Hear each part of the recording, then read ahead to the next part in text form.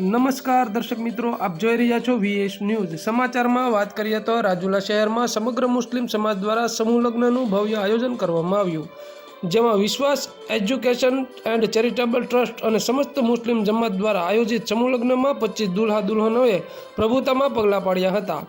આ સમૂહ લગ્ન સમારોહમાં પધારેલા મહેમાનોનું ફૂલહાર તેમજ શાલ ઓઢાડી સ્વાગત કરવામાં આવ્યું હતું। પીર તરીકે પીર સૈયદ મોહમ્મદ હાશમી પીર બાપુ ઉના દ્વારા 25 નવ દંપતીઓને લગ્નની મુબારકબાદી સાથે સુખમય ઘર સંસાર ચાલે તેવી શુભકામનાઓ પાઠવી હતી। આ સુંદર આયોજન કરવા બદલ વિશ્વાસ એજ્યુકેશન એન્ડ ચેરિટેબલ ટ્રસ્ટ અને સમસ્ત મુસ્લિમ જમાત ટીમને શુભેચ્છાઓ પાઠવી હતી। આ સમૂહ લગ્નમાં અમરેલી, સાવરકુંડલા, રાજુલા, ઉના, જાફરાબાદ સહિતના મુસ્લિમ સમાજ ઉપસ્થિત રહ્યો હતો।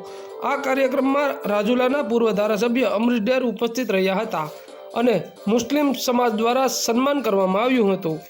આ કાર્યક્રમનું સંચાલન રહીમભાઈ કનોજિયા તેમજ એડવોકેટ રાજુભાઈ જોખિયા દ્વારા કરવામાં આવ્યું હતું। આવા અવનવા સમાચારો જોવા માટે જોતા રહો VS ન્યૂઝ રાજુલા।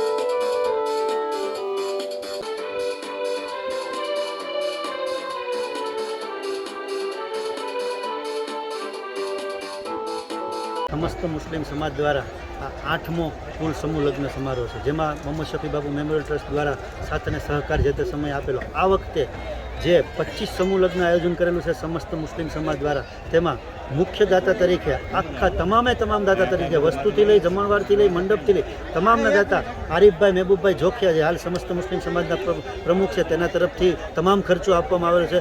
કોઈ બહારથી ફંડ ફાળા કરવામાં આવેલા નથી અને જે ગરીબ છોકરીઓ છે એના અને ગરીબ માણસોના ખોટા ખર્ચા ફજૂલ ખર્ચી બચે તે માટે એક આ સમૂહ લગ્નનું આયોજન કરેલ છે અને શિક્ષણનો માટે પ્રોત્સાહિત કરવા માટે વક્તાઓએ બધાએ જે વક્તવ્ય આપ્યું છે અને આજ અમારો કાર્યક્રમ આ બાબતે પૂર્ણ થયો।